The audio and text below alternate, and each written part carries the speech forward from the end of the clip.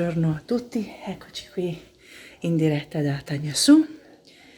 Vogliamo aggiornarvi sul nostro viaggio. Dal Conte partirò di ieri, abbiamo concluso la serata portando così un po' un tocco di cultura italiana per farla conoscere ai brasiliani che stanno facendo con noi l'intercambio.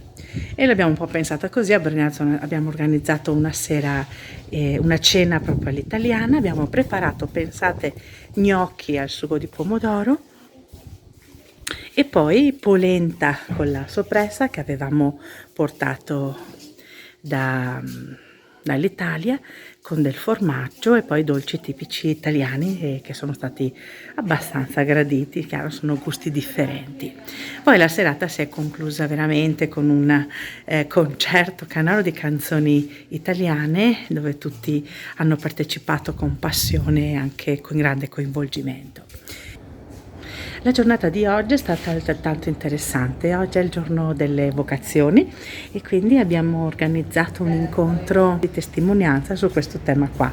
In particolar modo qui con me Tommaso, eccolo qui con me vicino a me, ciao Tommaso, come è andata la mattinata, cosa abbiamo fatto e come è andata? È stata una mattinata particolare perché abbiamo incontrato i seminaristi della diocesi di Livramento e anche di altre diocesi che frequentano la filosofia, che sono i primi 2 anni per loro di seminario, e bello perché abbiamo ascoltato le loro storie e abbiamo anche raccontato le nostre e insieme con loro c'era anche una coppia di sposi di qui di Tagnassù e ecco, così è stato un momento di condivisione di storie, di vita e anche di fede. E c'era anche l'Augusta? E c'era anche l'Augusta, certo. La nostra mitica Augusta certo. Che ci accompagna in questo viaggio.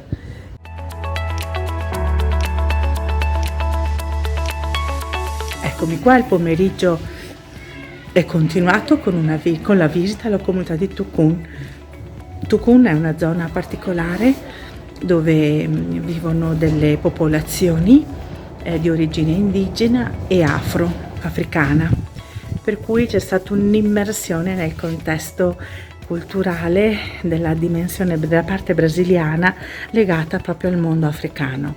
Nelle comunità siamo stati accolti con grande calore, soprattutto nelle 2 piccole comunità, e ci hanno spiegato un po' le origini di queste comunità, le tradizioni, anche dei reperti archeologici che hanno trovato, e poi abbiamo celebrato la messa nella chiesa di questa comunità, quella posta sull'altipiano. È stata una serata molto bella, tra l'altro arricchita da momenti di musica tradizionale, ci hanno offerto da mangiare, siamo stati veramente molto bene fino ad ora. Adesso sono quasi le 11:30, al momento in cui siamo tornati e stiamo andando a letto. Ecco qui, questo è il nuovo centro parrocchiale, o meglio l'ala nuova che Marco ha potuto fare in modo che venga costruita quest'anno, che si aggiunge a questa ala vecchia che voi vedete, o meglio ala già esistente. Ecco qui Marco, lo sto raggiungendo, vediamo se ci dice qualche cosa. È stata una bellissima giornata, ricca di esperienze e anche di incontri.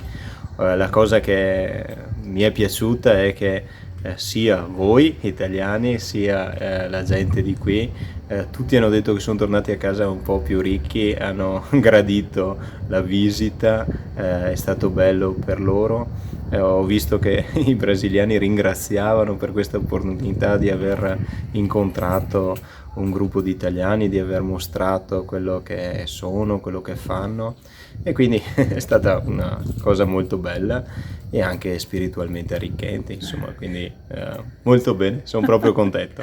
Ok, grazie, buonanotte allora, buon riposo perché siamo stanchi, ciao.